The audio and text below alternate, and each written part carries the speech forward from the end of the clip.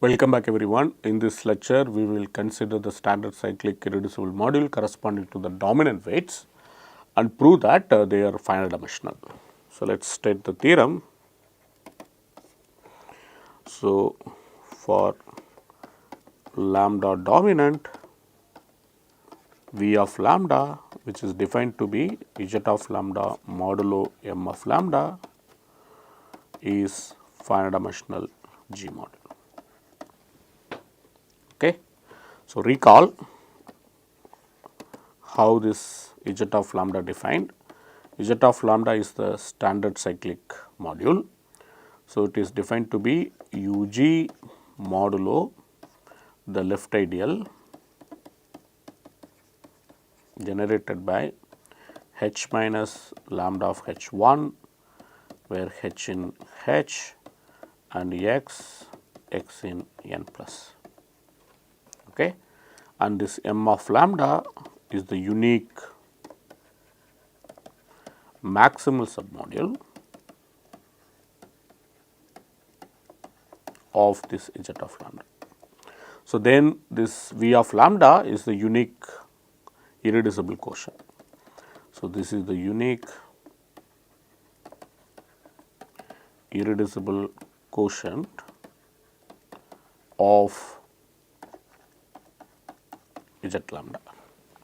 So, this is indeed abstractly defined irreducible module. So, there is no reason to believe that for lambda dominant V of lambda is indeed finite dimensional. Okay. But I will supply enough evidence to actually say this is indeed irreducible. So, it is a very interesting proof. So, this proof actually kind of uses everything that we learned so far. Okay. So, we have to pay attention. So, let us actually start observing the following things and then we will use that to actually prove this. So, let me actually just outline the proof. So, it is a bit long proof. Okay. So, what we are going to do? So, first we will say that, so V of lambda must contain some non-zero finite dimensional SI module. Okay. So, let us fix I in 1 to n. So, we are going to consider SI submodules. Okay. So, first observation is that V lambda contains a finite dimensional SI submodule. So, non-zero finite dimensional. Okay, that is the most important. Non-zero finite dimensional SI submodule. Then using that we will say that V lambda is indeed sum of finite dimensional SI submodules. Okay. So, once we prove that it is actually the sum of finite dimensional SI module, then we can start using SL2 representation theory. So, using that SL2 representation theory, we will actually observe that the weight of V lambda is indeed Sn plus 1 invariant. So, basically the simple reflection SI acts on this weight of V lambda and hence Sn plus 1 acts on the weight of V lambda. So, this is something we expect in the finite dimensional irreducible module. So, that is true even here. So, then using this action we will observe that, okay, so not only it is just the action, then the dimension of the weight multiplicity will be preserved. The dimension of V lambda mu will be same as the dimension of V lambda sigma mu for all sigma in Sn plus 1. So, this is also will be actually true.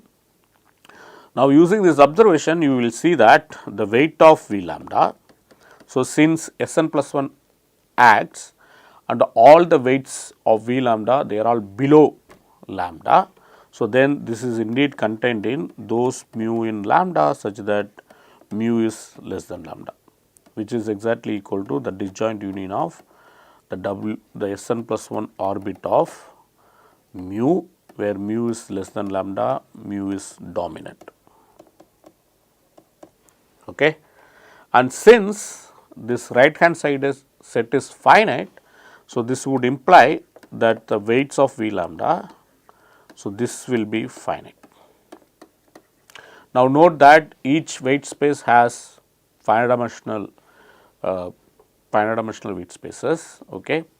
So that would force that once the set of weights are finite, then the dimension of V lambda is finite. So then this would immediately imply, because V lambda being direct sum of V lambda mu, where mu comes from the weight of V lambda, and the dimension of V lambda mu is finite for all mu. So then using this you can easily see that. So this is immediately, so this one immediately gives dimension of V lambda is finite. Okay. So there's actually these things are immediate once we establish this Sn plus 1 action on the weights of V lambda, and we have to prove that the weight multiplicities are present. So this is again can be proved using SL2 representation. That is why we have to actually first say, okay, even though V lambda may not be finite dimensional, but still as an SI module it is sum of finite dimensional. So then we can actually restrict to the finite dimensional components and then see how SL2 actually acts on that. Okay. So indeed we will prove that this xi, yi, these operators, so they act nilpotently on V lambda. Okay. So the nilpotency is actually somewhat very stronger. So V lambda to begin with we do not know, it is indeed finite dimensional. So instead of proving nilpotency, we can actually prove that it acts as locally nilpotent. Okay. So that is good enough actually to define some important automorphism of G. So then we will use those automorphisms actually to actually say something about the dimension of this muth weight space and the dimension of SI muth weight space. So this is the overall thing that we are going to do, but of course all this requires lots of work. So before proceeding, let us make this lemma. This lemma will be again used very much. So this is actually some identity that we have in the universal mapping algebra. That is what I am going to write down. Okay. So you take again G to be SLN plus 1, and recall as a Lie algebra, this is generated by xi, yi for various i's. Okay. And the bracket xi, yi is nothing but hi. So not only that, we already know that xj and then yi if I take, then that must commute for j not equal to I. Okay, because this corresponds to the root alpha j minus alpha I, which is not a root. Okay, the weight of this xj yi has to be alpha j minus alpha I, but this is not part of the roots. Okay, because of that we know that this xj yi must be 0. Now using this you can immediately conclude xj yi power of any k. So that is going to actually commute, and for all k greater than or equal to 0. Okay. So xj commutes with yi. So xj commutes with any power of yi. So that is what our first formula tells. Okay. So this identity again is very important. So what is the second identity? The second identity actually compares hj action on yi. Okay. So if I take hj and then act it on yi power k plus 1.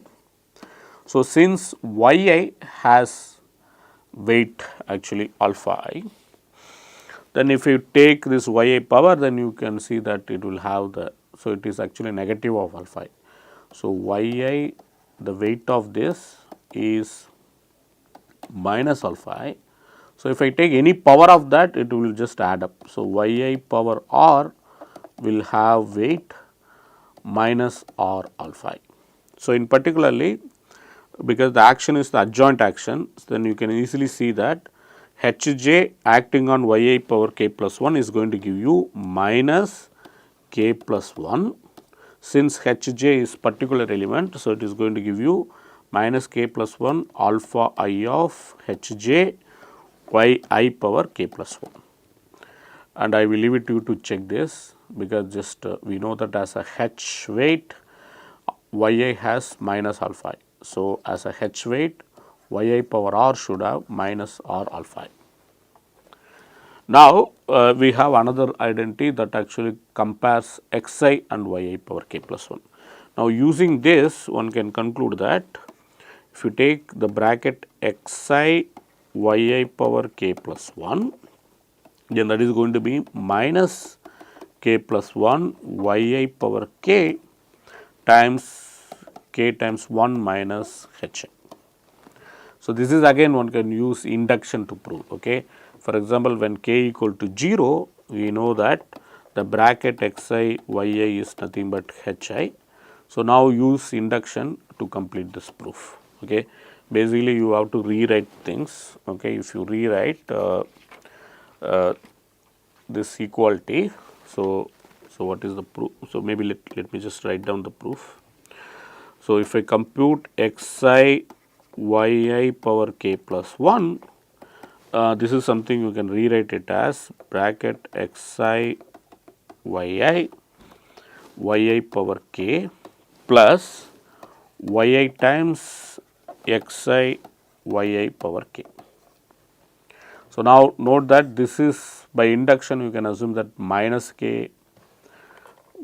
So, by induction you can assume that this is minus k yi power k minus 1 and then k minus 1 dot 1 minus hi. So, this is what this. So, then if you use this thing, then you can easily see that this bracket xi yi k plus 1 is nothing but hi yi power k minus k times yi power k times k minus 1 minus hi. So, now you can switch these two using this this second relation. Okay. So, if you switch that, then you will get yi k hi plus the bracket hi yi k minus this term. Now, if you simplify, you will see that you will get exactly what you want. Okay, you will get exactly this. So, I will leave it to complete the proof. Okay. So, only the formulas are important, proof is just by induction, this is not very deep. So, now how one can use this? So, that is where we have to actually use these identities very cleverly. So, the proof of the main theorem.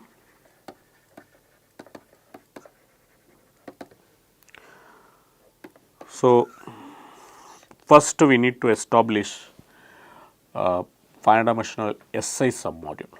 Okay. So, recall what is V lambda? V lambda is nothing but un minus V lambda. So, now let us take mi to be lambda of hi. So, these are all non-negative integers. Now, if you recall, if V lambda is finite dimensional, okay, then we observed, okay, if V lambda is finite dimensional, we observed that yi power mi plus 1 V lambda must be 0. So, using SL2 representation theory, this is what we observed.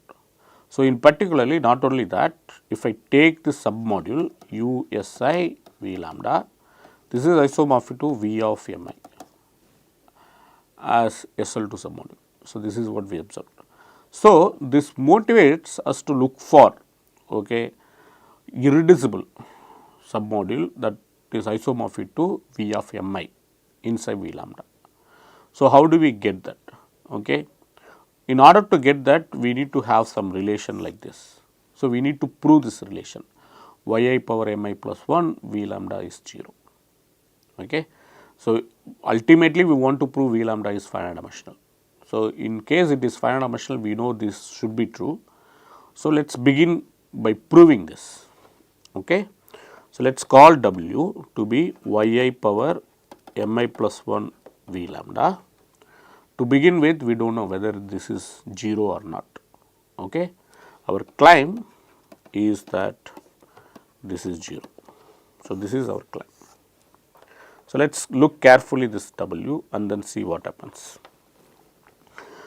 So, if I take xj, which is j is not equal to I. So, then it is not hard to see this xj yi power mi plus 1 V lambda, which is xjw. This is going to just commute xjyi. So, this is yi power mi plus 1 xjv lambda, which is 0, because xv lambda is 0 for all x in n plus, and hv lambda is lambda of h v lambda for all h in h. So, these two relations are always true. So, we can use them to conclude that xjw is 0 for all j not equal to I. What is about j equal to I? So, let us look at xi yi power mi plus 1 v lambda. So, now we can use this formula that we established. The bracket xi, okay, let us recall. So, xi y power k plus 1 is minus k plus 1 yi power k minus hi. So, that is what it says. So, yi power k plus 1 is minus k plus 1 yi power k times 1 minus hi. So, this is something we already know. So, we can just directly use this. So, if you use this, what will happen? So, let us compute using this.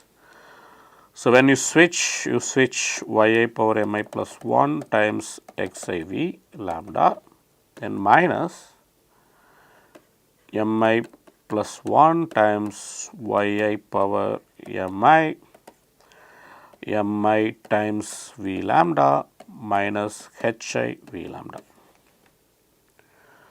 Note that already xi v lambda is 0. So, this term is cancelled. Now, what is hi v lambda? Hi v lambda is lambda of hi v lambda. So, this is lambda of hi v lambda, which is mi v lambda. So, here mi v lambda you have. So, this get cancelled. So, this is also 0. So, this both terms are 0. So, that implies that this xi yi power mi plus 1 v lambda is 0. So, this proves that x w is 0 for all x in n plus.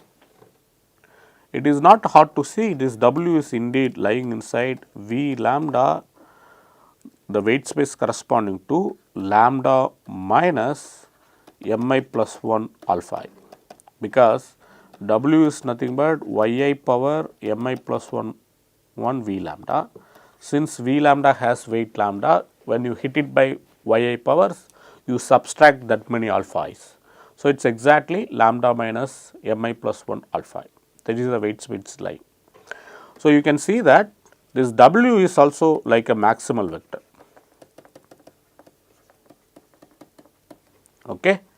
So, that means if I take this submodule generated by this, okay, if I take UG submodule generated by this W, then if W is non-zero, okay, if W is non-zero, that will force that this module should be exactly V lambda, as V lambda being irreducible. Okay. Since V lambda is irreducible, if you take submodule generated by any non-zero vector, that will be exactly equal to V lambda.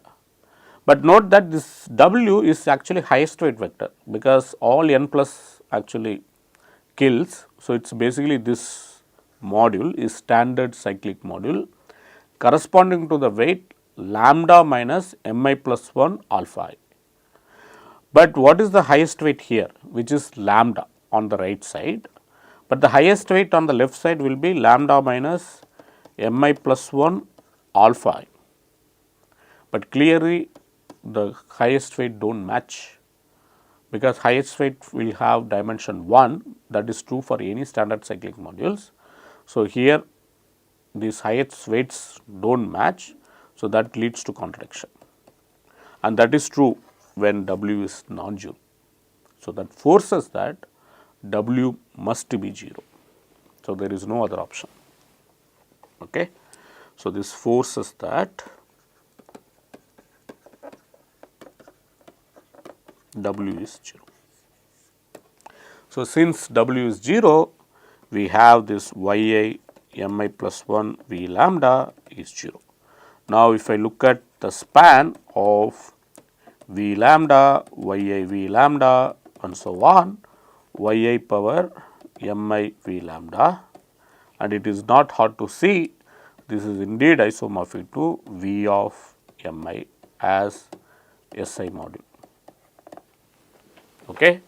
So, the similar calculation will be carried out. You can easily see that xi v lambda is 0 and h I v lambda is giving you mi v lambda.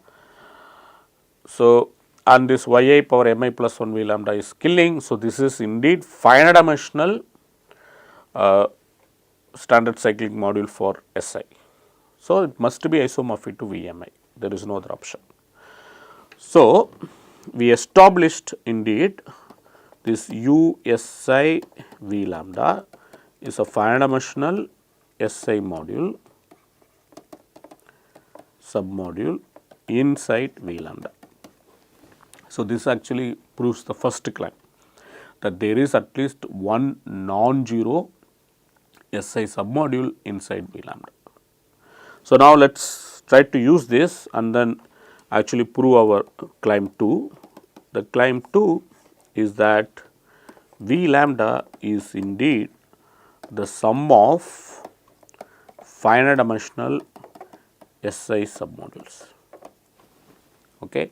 So, we established one of them, but we are saying that if you take all possible sum of finite dimensional SI submodules, that must be V lambda. Again, we use V lambda being irreducible very crucially. For that purpose, let us consider this V dash. V dash we take it to be the sum of finite dimensional SI submodules. Now, we claim that this V dash must be G submodule. Okay. So, V dash is a G submodule. Now, from previous analysis, we know that this contains this USI V lambda, which is non-zero. So, that forces that once we prove this V dash is a submodule, then V dash must be equal to V lambda. Okay. But how do you check it is a submodule? So, what is the meaning of submodule? Whenever you take some element of G, act it on this vector on V dash, that should be there inside V dash. So, V dash should be invariant under action of G, that is what it says. But you already know that what is G? G is nothing but direct sum of G alpha, alpha coming from the roots plus H. Since V dash is nothing but the sum of SI submodules, okay, it is not hard to prove that. So, this must be actually H weight submodule. Okay. So, that is something like you can directly check, that is not hard to prove, because every time you are going to use this PBW spanning set that comes from this U of SI acting on some weight vectors. So, because of that, V dash being H weight module becomes very clear. Now, if I take let us say x alpha from G alpha, okay, which is the spanning vector, Then look at this x alpha v dash, what will happen to that? So, if v dash is the sum of 5 dimensional SI module, okay, maybe let's start with something very special. Take v double dash, which is inside v dash, this v double dash being finite dimensional SI submodule. I am considering like one particular finite dimensional SI submodule. Then look at x alpha v double dash. So, that is going to be again finite dimensional space, because x alpha is one operator, that one operator will map finite dimensional space subspace to finite dimensional subspace, that is not a problem. So, now if I take the sum of all this, okay, sum of x alpha v double dash, so that is again for various alpha roots, okay, again including you can take it to be 0. So, then this is again will be finite dimensional.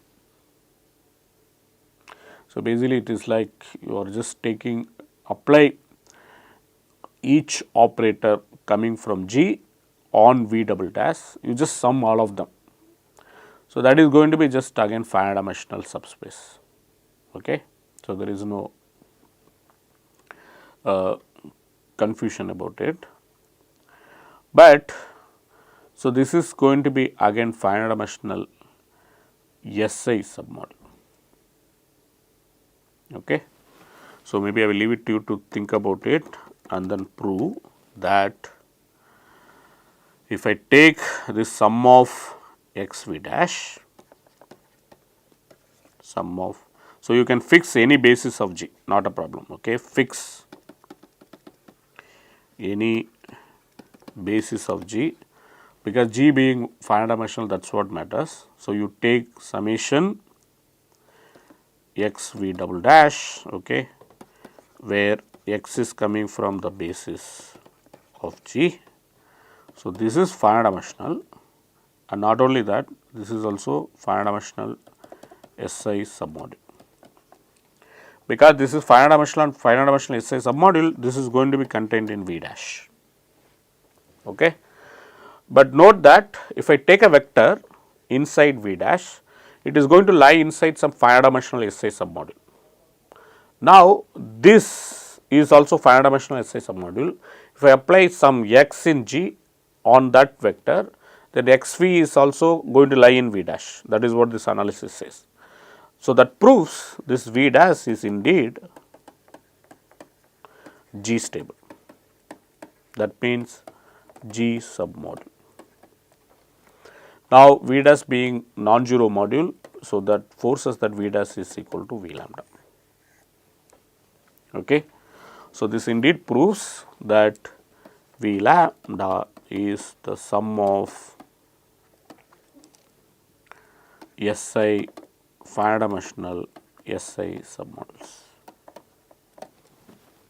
Okay. So, now how one can actually conclude that the operator xi and yi they act locally nilpotently. So, you look at this representation to be pi, which is a map from G to JL of V. So, I am taking this xi and then looking at that pi of xi and then taking this yi looking at this pi of yi. So, let us consider these operators. So, we claim that pi of xi and pi of yi act locally nilpotently on V lambda. So, note that if you start with finite dimensional irreducible representation, pi of xi and pi of yi they act nilpotently. Okay. But since we do not know V of lambda whether it is finite dimensional or not, so we can only make this locally nilpotent claim. But that is again very easy. Why? You can see that pi of xi acts nilpotently on any finite dimensional SI submodule. Okay. Not only pi of xi as well as pi of yi. So, pi of xi and pi of yi both acts nilpotently on any finite dimensional SI submodule. Since V of lambda is just sum of finite dimensional SI submodules, so you can easily see that both operators must act locally nilpotently on that V lambda. Okay. So, this proves this. So, now from this it is easy to see that I will leave it as exercise. Okay. You can consider this exponential of pi of xi times exponential of minus pi of yi times exponential of pi of xi. So, the exponential map makes sense as long as the operator is actually locally nilpotent. So, there is no issue. So, if you take this exponential of some locally nilpotent operator, that must be invertible operator on the space. Okay, that is easy to prove. So, in particularly you are getting invertible endomorphism on V of lambda. Call this is small si bar. You can prove that this si bar is indeed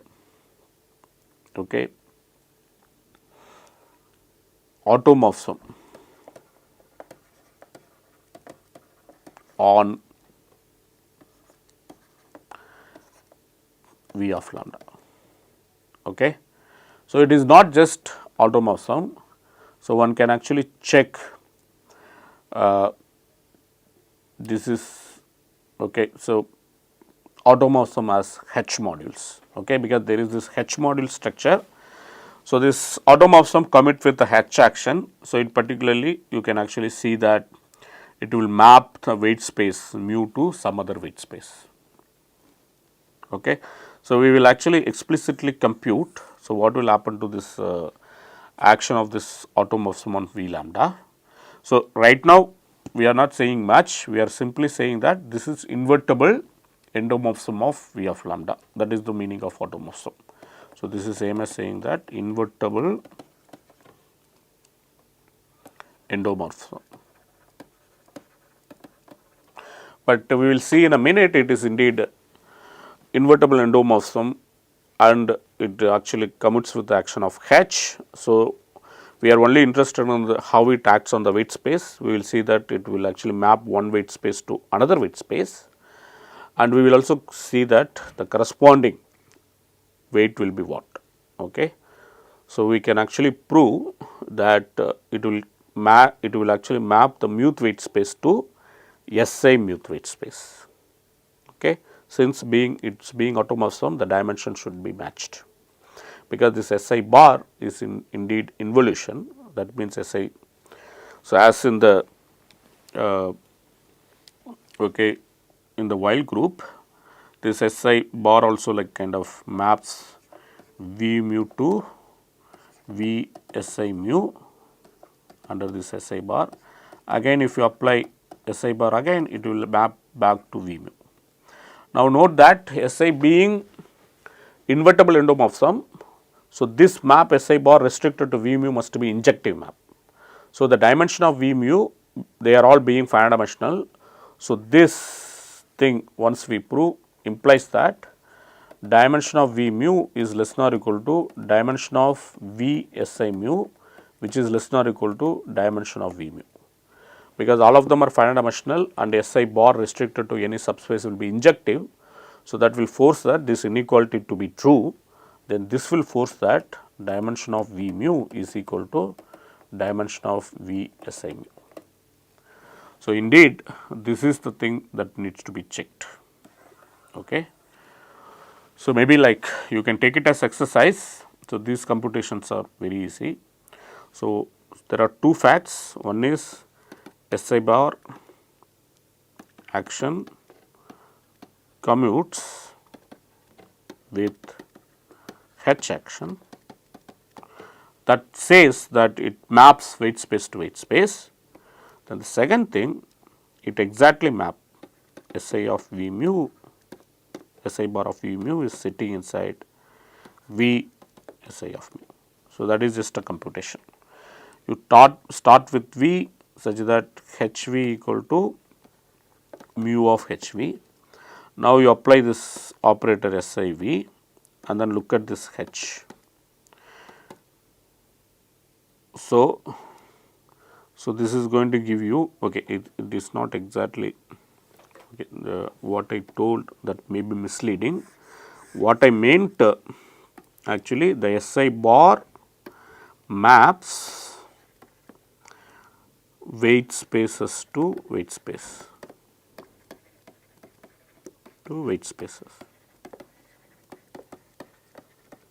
So, only this much we can say. We do not want to say that it actually commutes, because the commutes mean the weight should be preserved. Okay? We are not saying that.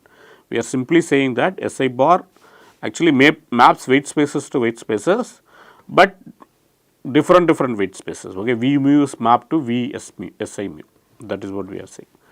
So, then we want to say that H SI bar of V is given by actually SI mu of H V. So, this is what we need to prove. So, this is some simple checking. I will leave it as exercise to check. Now, modulo this, you can see that we have this dimension V mu is being equal to dimension SI mu. So, that means SI acts on the weights of V lambda, and not only that, the dimension of V mu is same as dimension of V SI mu. So, that tells you that Sn plus 1 action preserves the weight multiplicities, and that proves that the weights of this V lambda is contained in the finite set that we wrote down before, and that proves actually that the number of weights must be finite, and the dimension of the module must be finite, because the dimension of each weight spaces are finite. Okay, so, this completes the proof of this. Okay, so, I will leave this small calculation to you to check, because this calculation is just SL2 calculation. So, you can actually refer to Humphreys if you are not comfortable in proving this, but it is not that hard, it is just small computation. So, I will stop here, and we will continue in the next class with some character theory. Okay. We ultimately want to prove that wild character formula, and later we will establish some standard basis using some combinatorics of standard semi-standard Young tableaus. Okay. All those things we will do it in this course. Okay. I will stop here, we will see later. Thanks.